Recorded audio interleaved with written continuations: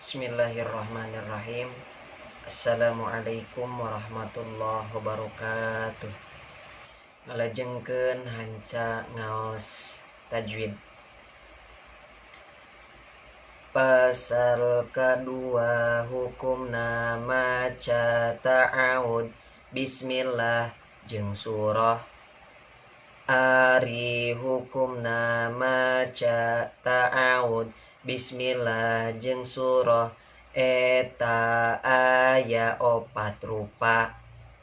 Hiji qat'ul jami', dua wasdul basmalati bisurati, tilu wasdul isti'azati bil basmalati, opat wasdul jami'.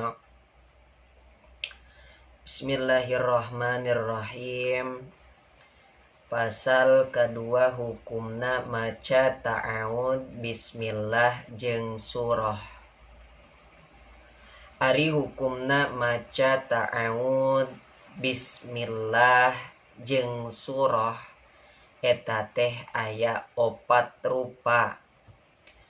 Kahiji qat'ul jami', hartosna dipegatkeun atawa diwaqafkeun sakabehna.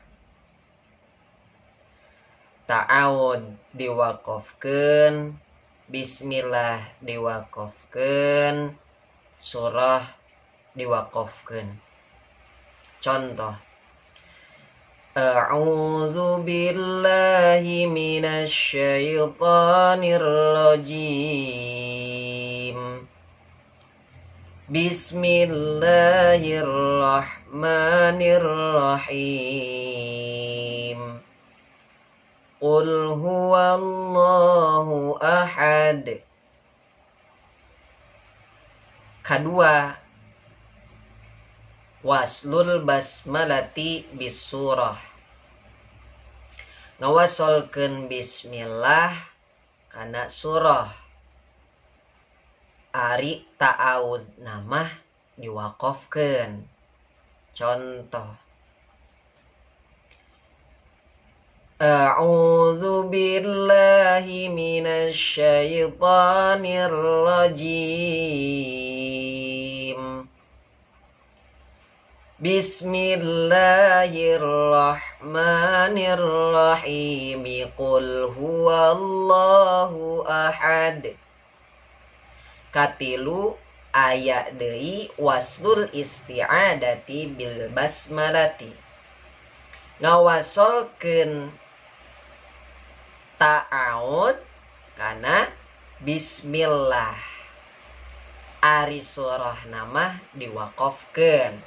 Contoh: A'udzu billahi minasy syaithanir rajim. Bismillahirrahmanirrahim.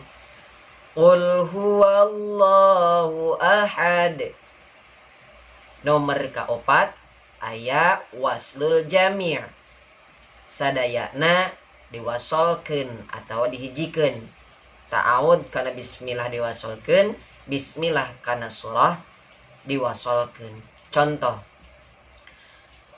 A'udzu billahi minasy syaithanir rajim. Bismillahirrahmanirrahim. Qul huwallahu ahad. Tah eta opat gambaran atawa opat rupa hukumna maca ta'awud bismillah jeung surah. Rek make anu mana wae mangga eta mah. Bade qat'ul jami sadayana diwaqafkeun mangga, bade waslul jami sadayana diwasolkeun mangga, atanapi bade waslul basmalati bisurah, atanapi waslul isti'adah bil basmalah. Mudah-mudahan aya manfaatna. Amin ya rabbal alamin. Sakitu hatur nuhun. Wallahu a'lam bissawab.